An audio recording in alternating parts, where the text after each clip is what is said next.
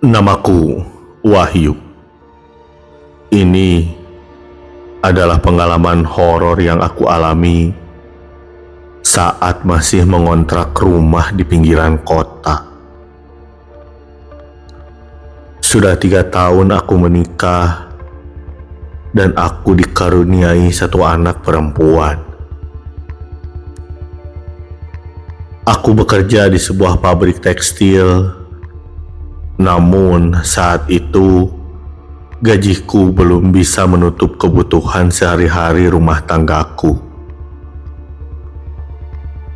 Aku belum mampu menyicil KPR rumah, sehingga masih mengontrak di daerah yang lumayan dekat dengan tempat kerjaku. Aku memutuskan mengontrak karena selain rumah orang tuaku yang jauh dari tempat kerjaku, aku juga malu jika terus-terusan tinggal bersama mereka. Meski tentu mereka tak mempermasalahkannya. Setelah berdiskusi dengan istriku, akhirnya diputuskanlah bahwa kami akan mengontrak saja. Hingga akhirnya aku pun menemukan kontrakan yang sesuai dengan budgetku. Kontrakan yang terlihat masih baru, namun harga sewanya masih murah. Jauh dibanding kontrakan lain di sekitarnya.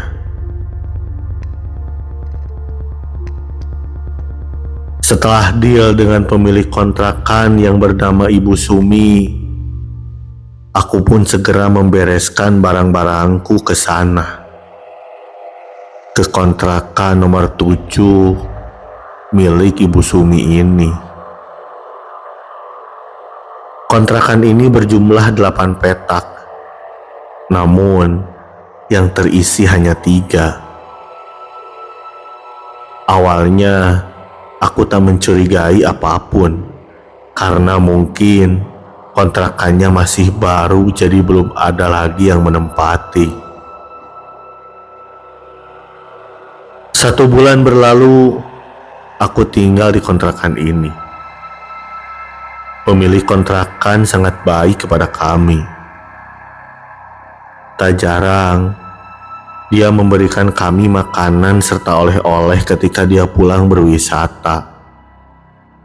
Bahkan ketika di bulan kedua, saat gajiku telat dari pabrik, Ibu Sumi tak mempermasalahkannya. Hingga tibalah di hari itu. Salah satu tetangga kontrakanku, Mas Burhan, memutuskan untuk pindah dari sana. Entah apa alasannya, dan aku pun tak terlalu kepo dengan hal tersebut. Namun yang aneh, Mas Burhan seperti terburu-buru dan dia juga bilang, "Kamu juga nyusul ya, jangan lama-lama di sini." Aku tak mengerti dengan apa yang dikatakan Mas Burhan. Dan sekali lagi, aku pun tak memperdulikannya. Hingga sebulan berlalu semenjak kepergian Mas Burhan, hal-hal aneh mulai terjadi kepada keluargaku. Dimulai dengan seringnya anakku menangis di malam hari, serta istriku yang selalu kelihatan pucat saat malam. Awalnya aku berpikir istriku begitu karena dia kecapean harus bergadang tiap malam. Namun makin kesini kondisinya makin tidak baik. Aku memutuskan membawa istri dan anakku ke dokter. Namun hasil analisa dokter, mereka tidak kenapa-kenapa.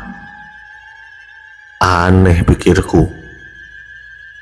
Hingga aku memutuskan untuk mengirim istri dan anakku tinggal sementara bersama orang tuaku.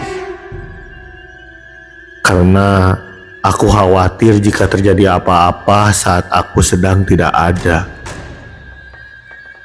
Setelah pulang mengantar, aku pun memutuskan beristirahat di rumah kontrakan ini, lalu pergi tidur saja. Hingga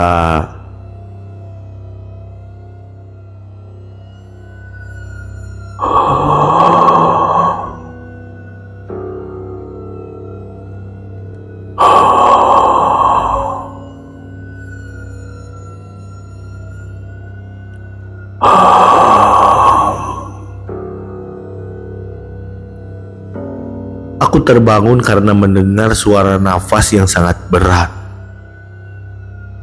Aku buka perlahan mataku, namun posisiku masih rebahan di kasur.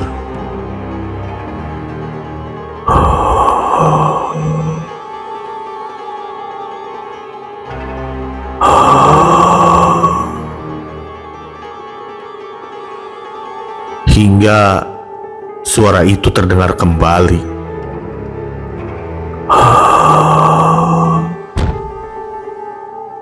Aku mendengar suara langkah kaki yang mendekat ke arahku.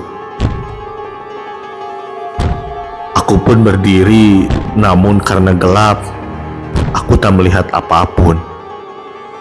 Ketika aku nyalakan senter di handphoneku, astagfirullahaladzim, aku melihat sesosok tinggi besar sedang berdiri di hadapanku. Matanya merah dan gigi-giginya sangat tajam. Lalu tangannya mencekik ke arahku.